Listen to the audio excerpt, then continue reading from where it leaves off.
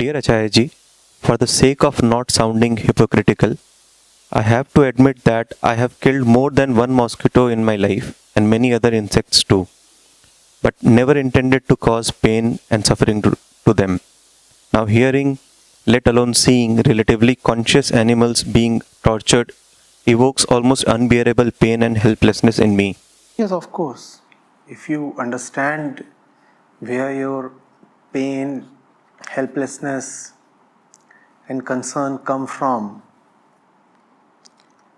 then you will be more determined, more unflinching in your stand. Otherwise, you will remain a bit shaky, uncertain.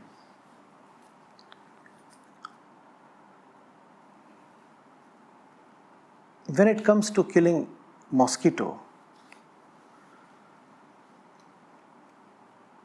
you must remember the fundamentals.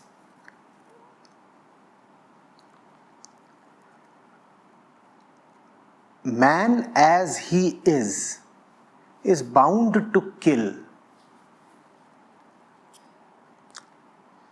Killing is necessarily associated with the human form. That's how we are, and that's why the saints loathed the human form. They didn't say that it's a great joy to be born as a human body. They said, please, we do not want to come back again as a human body. We want to be liberated. Because to be human is to be violent. Now that's a fine thing that you must understand. To be lion does not mean that you are violent. To be a rat is not necessarily to be violent. In fact, the word violence do not apply to the lion or to the rat. They apply only to the human being. The lion kills all his life, but he cannot be called violent. He cannot be called non-violent either. He is just doing what his physical conditioning compels him to do. He has no option. Man has the option to kill and to not to kill. Man has the option to choose what he wants to eat. And therefore only man can be violent or non-violent.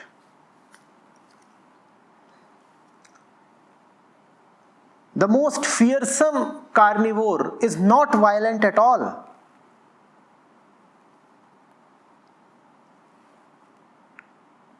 The mosquito is not violent even if it survives only on your blood. But if you can avoid killing the mosquito and you still kill it, then you are violent. It's a strange thing. The rules are different. The rule that applies to mosquito does not apply to you. Because the mosquito, owing to its form, does not have a consciousness crying for liberation. No mosquito is crying for liberation. No rat, neither the elephant,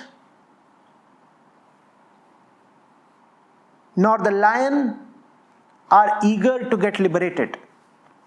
It's only the human form that seeks liberation.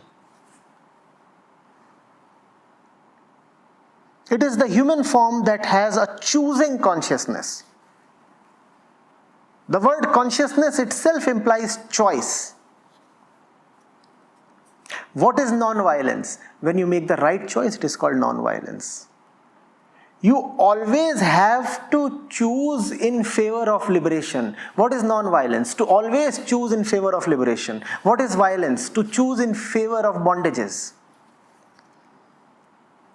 And such a choice is not relevant to the mosquito or to the lion at all. and therefore they are absolved of all guilt. But man is guilty if man does not choose properly. Not to choose properly is called violence. Violence does not necessarily mean killing. Violence, I repeat, means choosing in favor of bondage.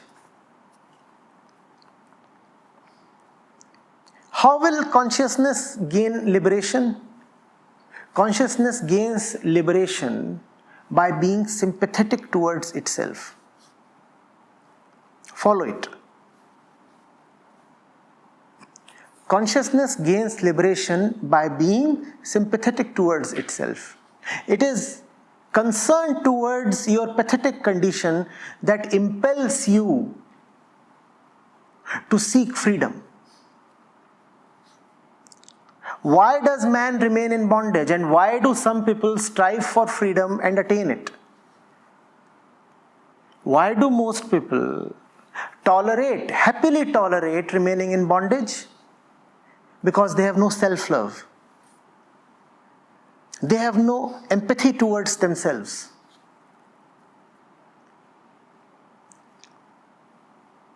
So, to gain liberation, what you require is a consciousness that empathizes with itself.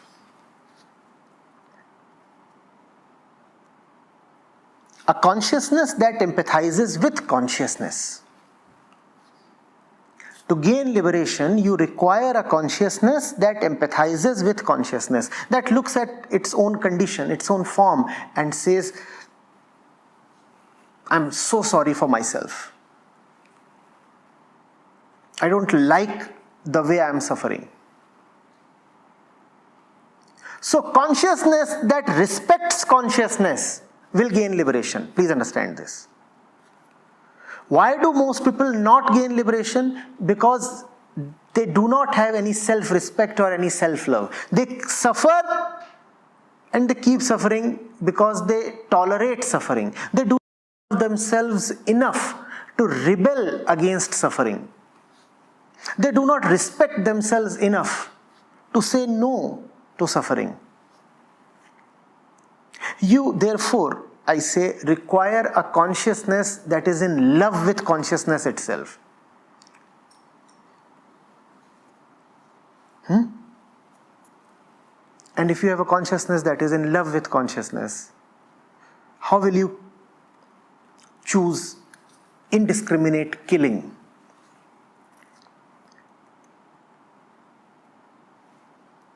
When you kill, you do not kill a stone, right?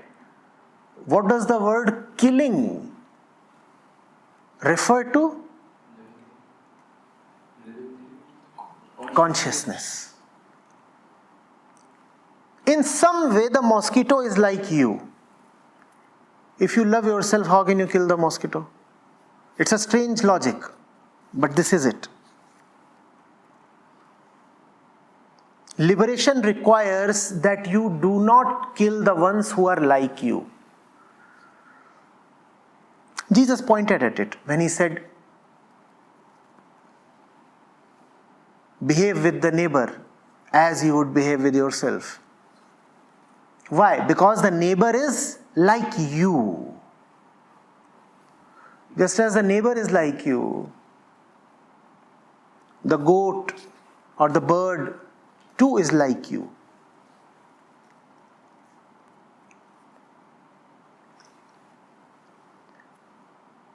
The greater your circle of empathy is, the greater will be your empathy towards yourself. It's almost as if it is your own empathy that spreads radially outwards in concentric circles. The greater is the intensity of the source of empathy at the center, the greater is the spread of empathy. Then it starts encompassing more and more conscious beings. In other words, the more deeply you want liberation for yourself, the more will be the domain of conscious beings you would seek liberation for. Understand it this way. You would have thrown a stone into a pond. You would have thrown a stone into a pond.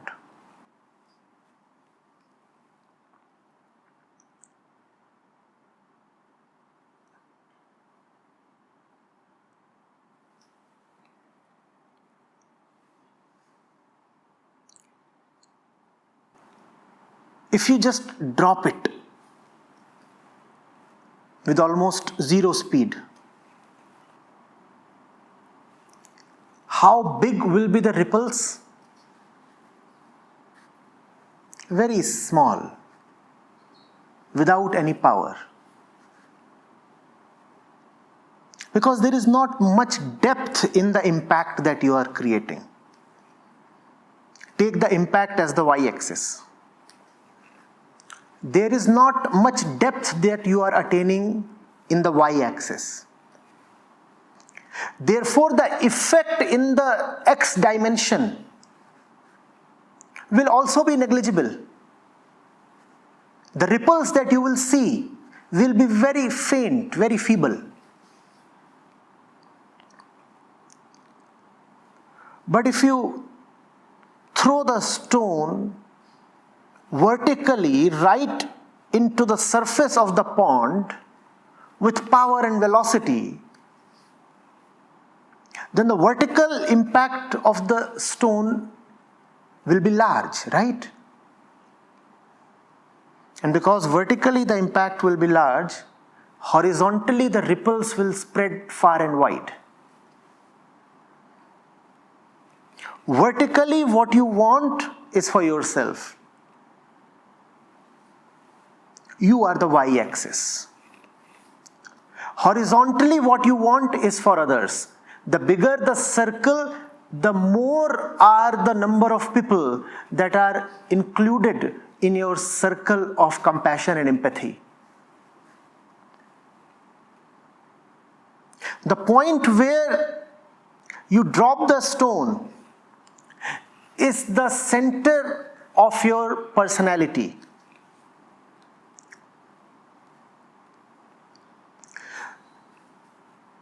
Closest to this center are the ones closest to you. For example, your parents, your spouse, your kids, your friends. A little further away are your neighbors. A little further away are other human beings. A little further away are people of, let's say, other countries, other continents. Even further away are non-humans, other conscious beings. Even in the category of non-humans, radially outwards, first you will encounter, let's say, mammals. Then you will encounter, let's say, birds. Then you will encounter insects and so on, then bacteria and so on.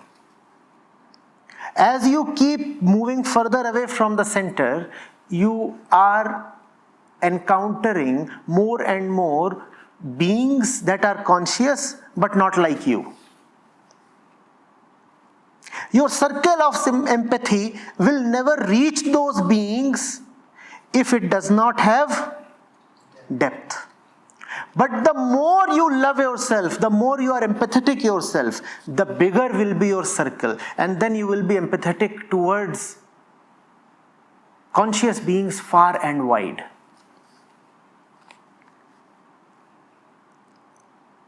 Therefore, if you are someone who can eat even a human being, it only proves that your circle of empathy is very, very small. You can eat even a human being. Even human beings lie outside your circle of empathy. So your circle is very small. And if your circle is small, what does it prove about the intensity of your self-love? it has very little intensity. Therefore, the circle that it created was very small. If you can eat a human being, it means you do not love yourself at all. If you do not love yourself at all, there is no possibility of liberation. You are a very violent person. If there is no possibility of liberation at all for you, then you are a very violent person. That is violence. To make a choice that will not lead to liberation, that is violence. Are you getting it? Who is the most like you? You, yourself. So first of all, be empathetic to yourself. Then who is the one most like you? Your mother, your father, your siblings. Be empathetic to them. Then who is the one most like you? Your neighbors, your extended family. Then who is the one most like you?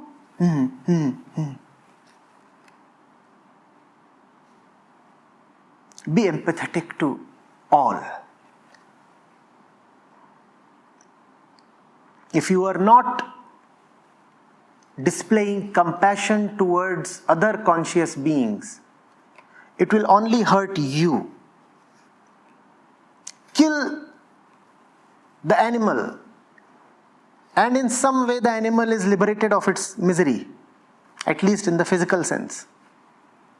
But you, having eaten the animal, will now live to suffer the effects of eating that animal. That is your punishment. You will survive to see tomorrow. That is your punishment. The animal is gone. But you will not be allowed to go. You have just had flesh. The flesh will keep you alive. And you will stay put. There will be a tomorrow for you, and it will be a very dark tomorrow. That will be your punishment.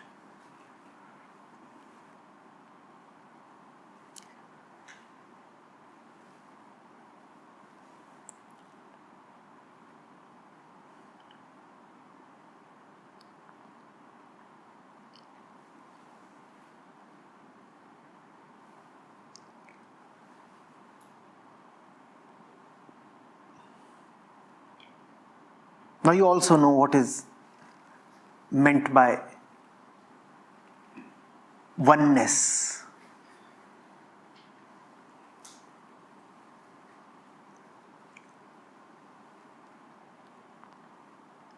The feeble ego has a very small circle of identification. It identifies only with 4 or 5 people. It says, for the sake of these 4 or 5 people, I can set the world to fire. It has a very limited circle of identification. Your circle of identification is also your circle of empathy. It is also your circle of compassion. You care only for those people you feel identified with. And then there is the one whose ego takes a broadening.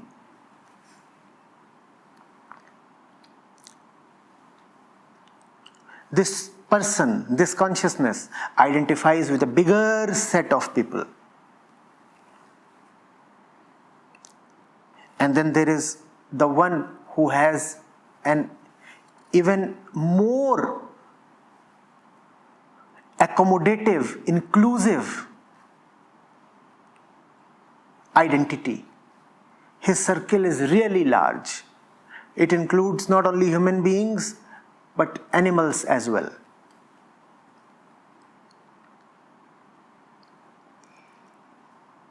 Obviously, the wider your ego identity is, the greater is the possibility of liberation for you. Now you'll ask, why did I begin my response by saying that to be born human is a curse? Because some kind of violence becomes unavoidable when you are a human being. That is why the saints have said that final liberation will come only after you are physically gone as well. On one hand, they have talked of the Jivan Mukt, who is liberated while being physically alive. On the other hand, they have also said that something remains. The last step still remains, because as long as you are alive, killing will be a prerequisite, a compulsion for you. Some bacteria is getting killed in your gut, millions of them. You are walking and the grass is getting trampled.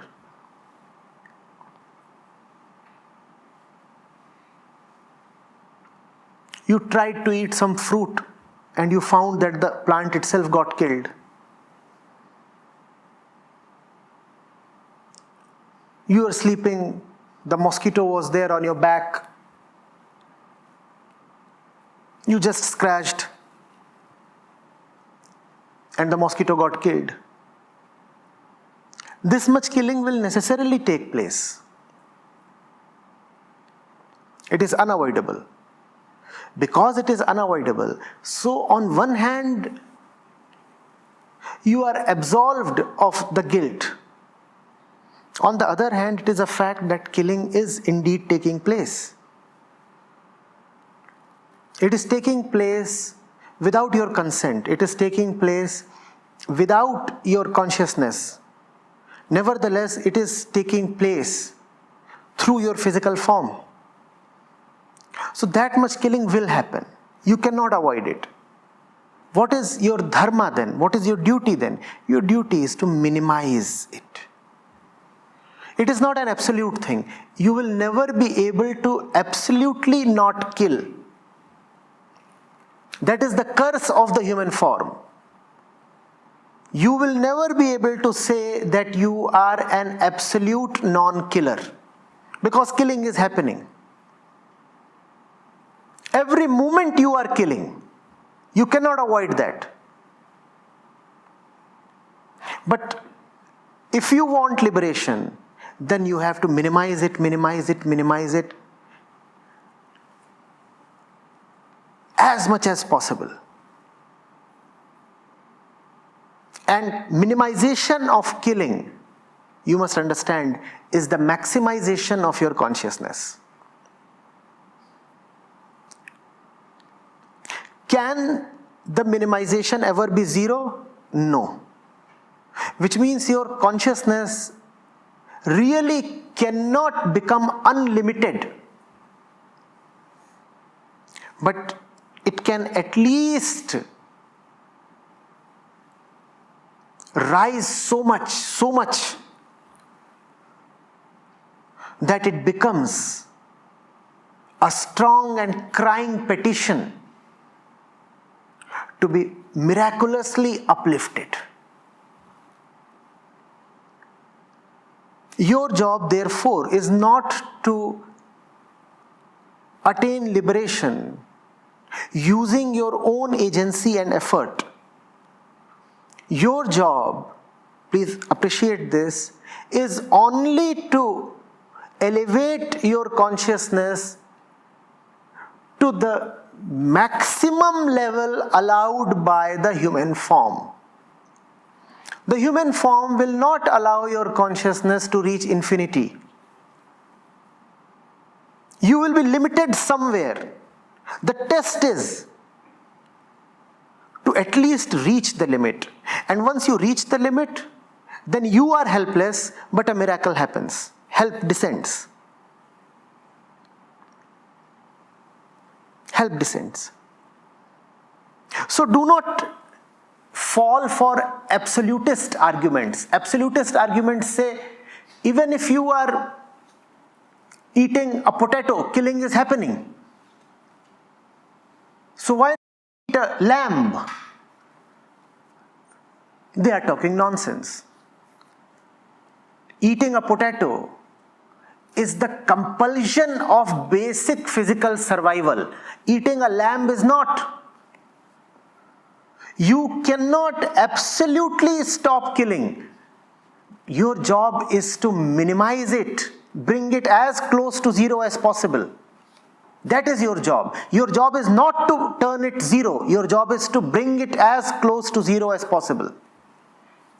Absolute zeroness, that will come to you as a miracle. That is not in your hand. That is grace. How will that happen? We don't want to talk about it. That's beyond us.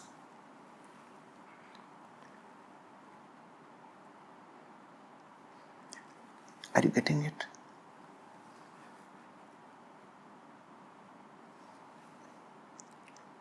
It's a relative thing. It's a relative thing. It has to be relative because we are beings of duality, relativity. That's the compulsion of being born human. You will have to live in relationships, in duality. Your job is to do your best within the compulsions of duality. And it is not at all a compulsion of duality that you must have beef or pork or meat or fish or something. That is not at all a compulsion.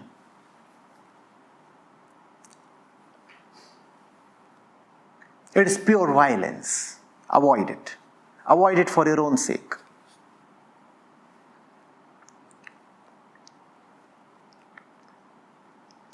When you are slaughtering an animal, you are actually slaughtering yourself.